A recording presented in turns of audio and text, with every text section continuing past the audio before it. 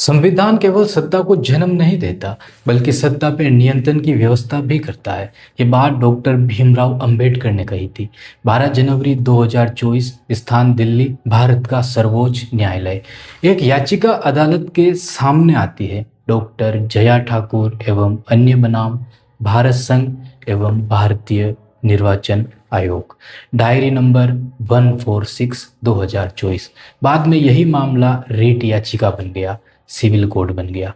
14/2024 संख्या थी। पहली नज़र में यह एक याचिका लग सकती है, लेकिन हमारी टीम ने जब संविधान सभा की बहसें, सर्वोच्च न्यायालय के पुराने निर्णय, संसद द्वारा पारित नया कानून और इसे पूरे मुकदमे की आधिकारिक रिकॉर्ड और प्रोसीडिंग्स का एक एक पन्ना पढ़ा, तो समझ आया यह मामला किसी व्यक्ति का नहीं था। यह सवाल था, क्या भारत में चुनाव कराने वाली संस्था सबसे महत्वपूर्ण है कि वो स्वतंत्र है या नहीं। भारत का चुनाव आयोग वह संस्था जो तय करती है कि सत्ता किसके हाथ में जाएगी। लेकिन एक प्रश्न वर्षों से उठता रहा, जो संस्था सरकार का चुनाव कराती है, क्या उसके प्रमुख की नियुक्ति भी सरकार के द्वारा की जानी चाहिए?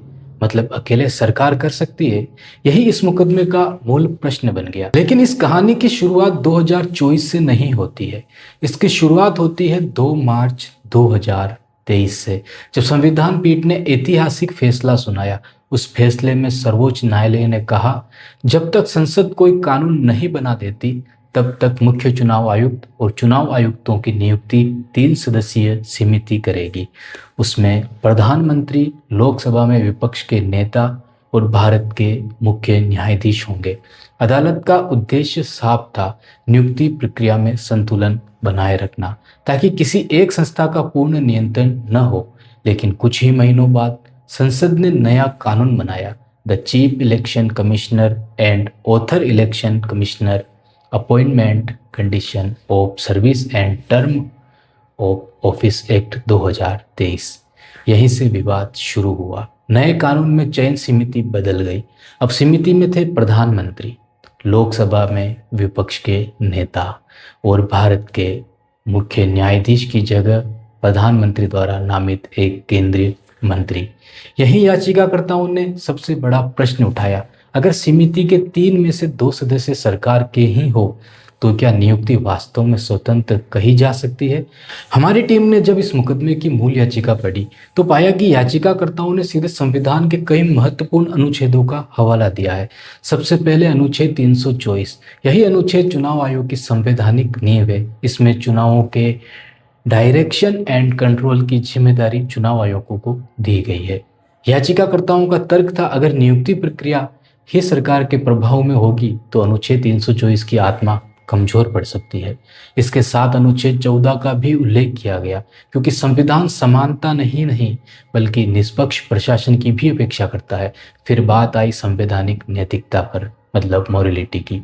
यह शब्द संविधान में नहीं लिखा, लेकिन सर्वोच्च न्यायालय ने अनेक निर्णयों में इसे लोकतंत्र का आधार माना है।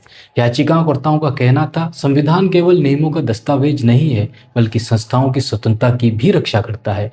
राजनीतिक विचारक मॉन्टेस्क्यू ने कहा था, power should be a check to power, अर्थात सत्ता पर नियंत्रण भी सत्ता के भीतर ही मौजूद होना चाहिए।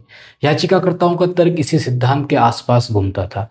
लेकिन क्या सरकार इस तर्क से सहमत थी? क्या संसद को ऐसा कानून बनाने का पूरा अधिकार था? क्या सर्वोच्च न्यायालय अपने ही 2023 वाले निर्णय को बदल देगा? और क्या चुनाव आयोग की स्वतंत्रता केवल एक आदर्श है या संवैधानिक अनिवार्यता? इन सभी प्रश्नों की पहली बार औपचारिक सुनवाई अभी बाकी थी। अगले अध्याय में हम देखेंगे 15 मार्च और 21 मार्च 2024 की कार्यवाही, जब सुप्रीम कोर्ट ने पहली बार नोटिस जारी किया। इस मामले को अन्य याचिकाओं के साथ जोड़ दिया गया और कानूनी लड़ाई वास्तव में अब शुरू हुई थी। बहुत बहुत धन्यवाद।